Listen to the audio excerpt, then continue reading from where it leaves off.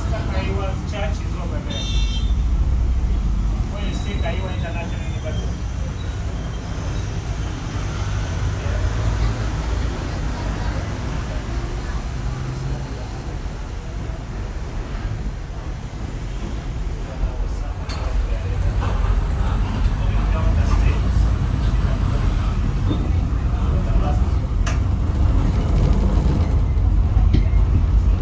Okay, now I want you to turn on your left, on top of the hill. You'll be able to see the Kasubi royal tombs. Just on your left hand side, where you see the forest, you can see the hut. Can you see it? You see the hut on your left? Yes. You see the top within the forest? You don't see the grass thatched hut within that forest? You can see it. Now all that green area that you've just seen is the Kasubi royal tombs. Kasubi royal tombs is one of the three UNESCO heritage sites that we have in Uganda. One of the UNESCO heritage sites in Uganda is Kasubi royal tombs, which we can see on top of the hill. Number 2 is Mountain Rwenzori National Park. And then number 3 is the Bwindi Impenetrable Forest, where we find the mountain gorillas. Now, Kasubi royal tombs has been in place since way back in 1820s. It was initially a palace. Not until 1884, after the death of Kabaka Mutesa I, that Kasubi was made the official burial ground for all the kings of Buganda. Traditionally, whenever the king of Buganda would die, he would be buried within his palace. And at the moment, we've been told that Buganda Kingdom has existed for over 800 years, and it has so far changed 36 kings. But remember, the first and the second king of Buganda, they did not die. They just disappeared into the forest. And that leaves us with 34 kings. And remember, the current king is alive, so he hasn't died.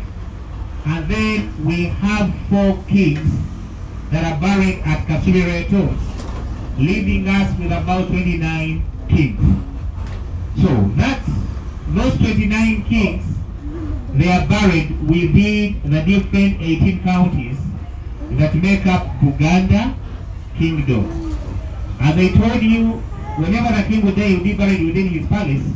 That means that we have 29 royal tombs, apart from the Kasubi royal tomb. We have Amara tombs for Kabaka Sona II. We have Chebando for Sekabaka Charagu. We have Masana Kuhia for another king. We have a palace of Kabaka Chintu in Entebbe. There are so many palaces and so many royal tombs in different areas within the Buganda Kingdom. I remember by then, before 1884, whenever the king would die, they would actually always remove his lower jaw, Akaba. Can you say anything without your lower jaw? Can you speak?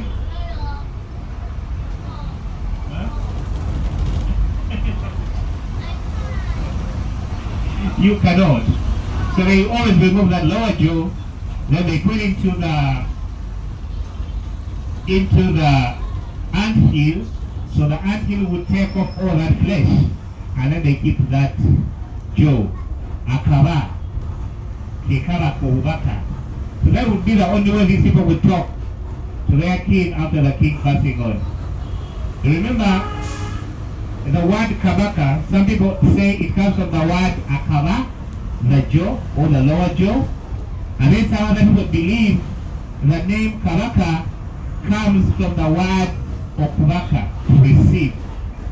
Believing that the king of Buganda is like a messenger. He receives a message from God and then he delivers it to all the different people within Buganda.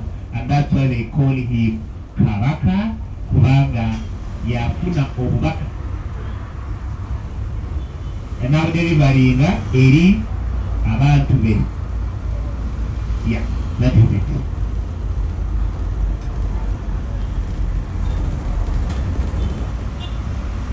And I think you've been told that the first son of the king doesn't become king. Really?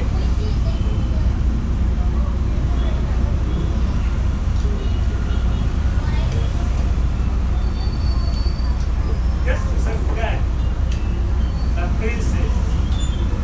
Because if they get to know that this is going to be the next king, then they can obviously kill him. So they safeguard and say in the hair of the royal family. And then they don't specify who is the next king. And that's why they cannot say Semakokiro is the next king. Because he can be seen as a target. Most of the people that don't love the king. So they can end up killing him. And that's why the king has given princes and princesses and adopted.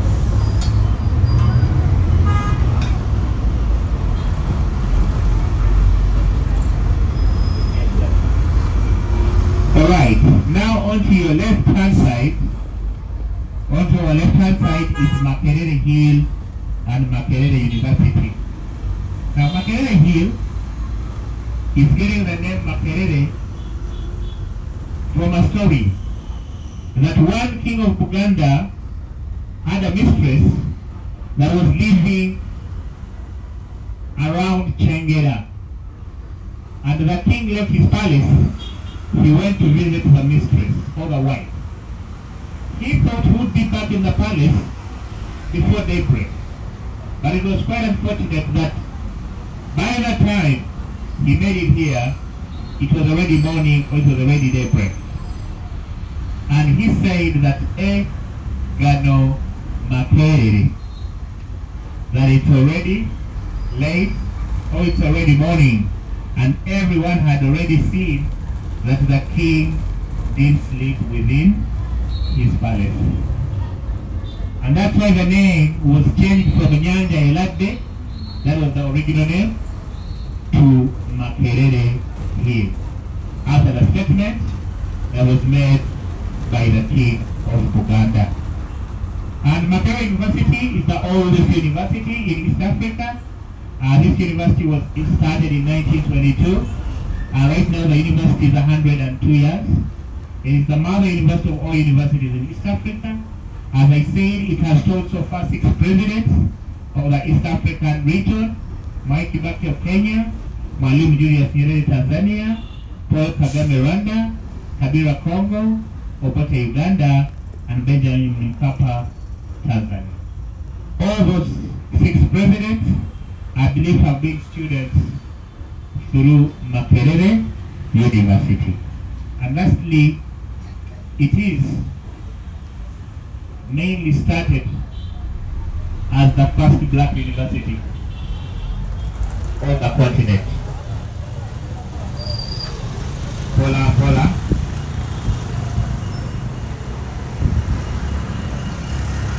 So 2022, we celebrated 100 years of existence.